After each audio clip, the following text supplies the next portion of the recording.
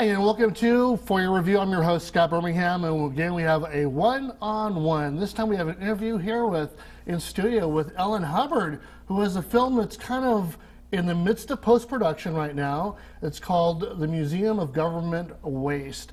I just saw the trailer for it, a little bit in the vein of kind of Michael Moore, in that sense, a little bit of humor, which I totally love. I mean, it's hard to do something as serious as that and not make fun of it in a way, you know. I think the comedy kind of unfolds before you. Tell me now, according to the trailer, this started 5 years ago, based on an article that you read. How do you take it from an article that you're reading to say, you know what, maybe there's something to be told that I can put on film or tell a story about? Tell me about that. Yeah, it's a good question, because 5 years ago I was practicing law, so it's sort of like a, you know, an old life of mine. But at the time, my husband and I had kind of dipped a toe into the film world. We had founded a nonprofit film institute, and so I think we thought eventually we would make a film, but this really got under our skin, and in a big way, and so we thought, let's try to delve a little bit deeper. I also, full disclosure, have a background in TV news.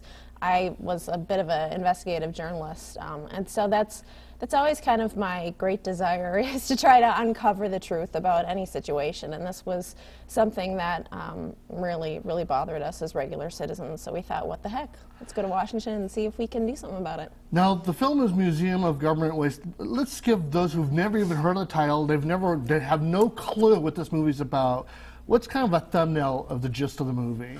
Well, really, it has to do with government spending, but we wanted to come up with an entertaining way of sort of explaining to the public how bad spending has gotten. And so we focus on something called earmarks, which is it's spending that lawmakers do on all sorts of unnecessary projects, things like, you know, waterless urinals, or researching why chimps fling feces, things like that, that I think we could all argue is not totally necessary for our money to be going to. So what we did was we kind of ran an experiment. We hired a guy who's a good friend of ours. He's also a radio talk show host, named Greg Knapp, and we told him to do whatever it takes to try to get an earmark for the ultimate ridiculous project, which is the Museum of Government Waste. Now, how do you tell your story? Because, you know, in a sense of a documentary, you're capturing things as they happen. You might have a certain idea of how you want to approach it, but once those cameras are happening, I mean, it's kind of, you stand back and you see how it unfolds. Tell me how that was for you in getting what you wanted to get out of it, and we'll talk about the editing in a second, because there's a sense of manipulation with that too, as far as the information is concerned. So now you have an idea of what you want to do. Now, how do you say, okay, this is how we want to go forward, these are some of the first steps that we want to do? Yeah, well, I mean, we were learning along with the audience, and so our first step was to meet with experts in the field and also lawmakers. But we made the decision early on that we were really going to authentically try to pursue this. We knew we would never, well, hopefully, never get the federal government to give us money for a Museum of Government Waste, but we really wanted to follow the process from soup to nuts and see exactly what does it take in order to get federal funding. How do these projects get funded? And so we initially started with meeting with people with the full camera crew. We ultimately ended up using hidden cameras when we met with lobbyists, when we met with congressional staffers, and ultimately when we went to a high-dollar fundraiser and met a very powerful member of Congress face to face. So it just sort of unfolded naturally, because we just followed the process and got deeper and deeper into the process. Now, how are you able to take a camera that is unbeknownst to them being present and them being okay to be able to show things that they didn't know was being captured? How do you do that and not find yourself, you know? Yeah, I mean, I'm also a lawyer, and so first and foremost, I'm always thinking about, you know, I don't want to get any of our crew in trouble. I certainly don't want to incur any criminal or civil liability. So we were very careful to make sure that we were always abiding by the law. And, you know, when we met with people who aren't well known, you know, like a staffer or like a lobbyist, we'll blur their faces in the film, because frankly, the public doesn't know who they are, and their identity doesn't matter. It's what's coming out of their mouth that I think is the eye-opening thing. Will you be inviting everybody that participated on camera to the screening of this film? Absolutely. Absolutely. Everybody in Washington's invited. Now, do they know who you are? I mean, just by contact with you and in any kind of formal interviews? Have they come to know who you are and what the gist of what you're trying to do? Yeah, I mean, it depends, obviously, if we capture them on hidden camera or regular camera, but yeah, I mean, everybody who we met with on camera certainly knows who we are. And I never lied about my identity when we met with people on the hidden camera. I just, you know, I didn't tell them everything about what we were doing, obviously, because that would kind of, you know, avoid the point. But yeah, everybody knows that we're making a movie like this. So you're in post right now. You're in the thick of editing, so to speak. Right. So we don't know. Have you seen all of what's been cut so far? I haven't. Well, there have been, you know, when you do a documentary like this, obviously you have, you know, 100 hours of footage, so you've got to try to mine it for, you know, the best stuff. We've had several cuts along the way, and where's some wood? I'm knocking on wood that hopefully we're nearing the very end. My editor tells me we're at the end of editing, so. What has been the learning curve in terms of, you started off with an idea, is a journey. I mean, yeah, you find out there's a sense of an education that rolls before you that you hadn't planned on it, things that people say, situations you find out about. What would you say is the one thing or two things that you've really gotten out of this that you probably didn't really expect that you would have gotten out of it? That is a really good question. I guess I learned a lot about myself and what I'm willing to do. You know, frankly, it takes, I don't want to toot my own horn, but it does take a lot of guts to do what we did. It's difficult as a regular citizen to insert yourself in a process that is far more complicated and far more, I think, unfortunately, corrupted than any of us realize. And, you know, there's a level of sophistication that you have to learn when you're just a regular citizen because, you know, Washington is a complicated place with a lot of powerful people. And so it was hard for us, I think, to pretend to be somebody that we're not. And I mean, you know, I was always worried we were going to get our cover blown or get arrested or get busted. And we came close, but we never were. And so that's probably. Here's a kind of a sensitive question, I guess, depending on your perspective on it. And Michael Moore gets slammed all the time about it. And that is that there's a sense of manipulation of the information that you gathered and that you're sharing.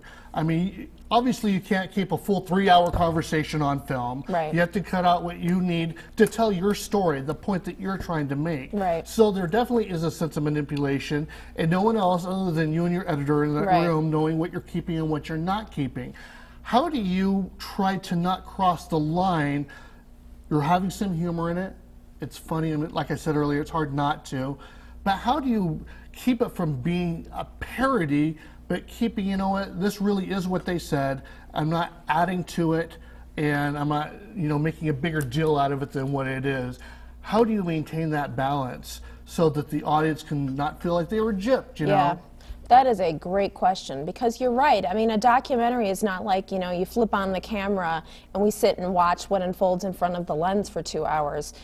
So there is a certain amount of manipulation, and you have to both make it entertaining but also informative. So you really walk a fine line between the two.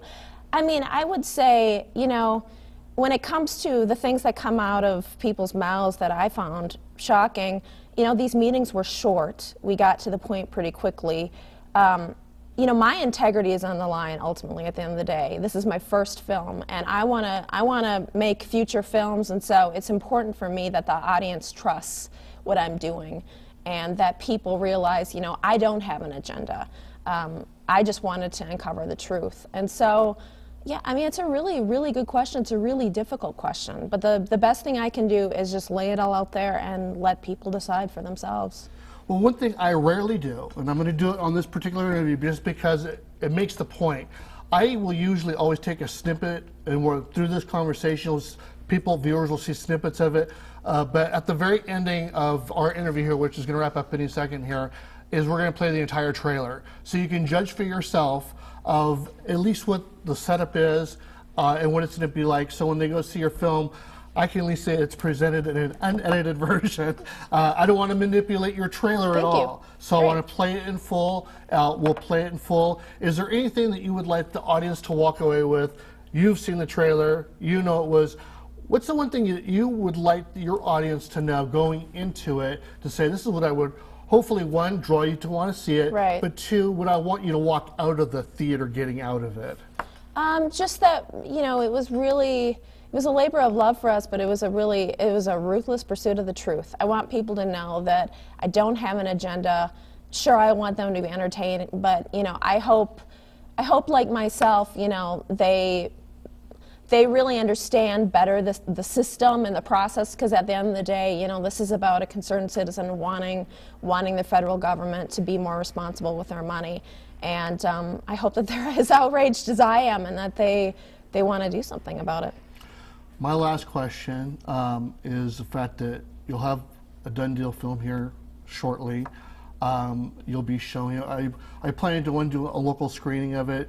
Do you have a distributor for this film yet? We're shopping for distributors now. As you well know, Scott, the situation in Hollywood is much different than it used to be. A lot of indie distributors are basically bankrupt.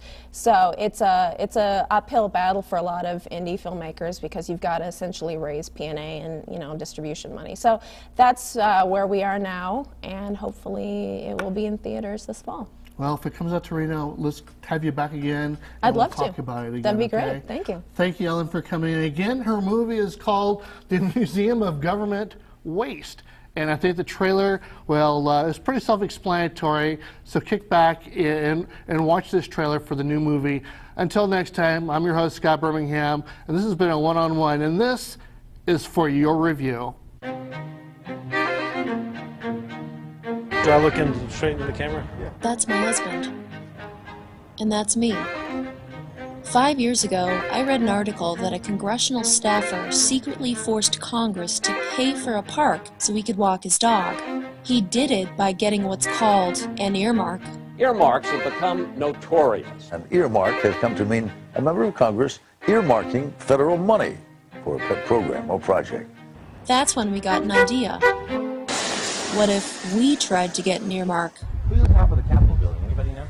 So we hired this guy. My name's Greg Knapp. I'm from Jacksonville and I'm in town. We told Greg to do whatever it takes to get an earmark. I'm looking to try and get an earmark. As a citizen. We knew he didn't have the money or the connections to actually get it. I really do. But he'd become a part of the process, and we'd be able to see what really goes on behind all those closed doors in Washington. Stores are heavy. The best part was the earmark Greg would try to get. Museum of Government Waste. A Museum of Government Waste. Like a physical building? I don't know that you could really fit all that under one roof. But it was clear the laughs wouldn't last long. We had touched a nerve. I am going around the country looking at earmarks. Oh, well. I'm 10 seconds away from calling the Capitol Police Desk. You haven't even asked me to leave. Seems like you're angry. Well, he's not happy. We ended up risking more. I think we're being followed. What happened? Oh, that was nerve-wracking. I see 3 cops standing there. I noticed 2 cop cars out front. I'm very uncomfortable, not just on this one, but going into the Capitol building with hidden cameras. And getting a lot farther. There's a lot of money on the table out there. I think that would increase our chances.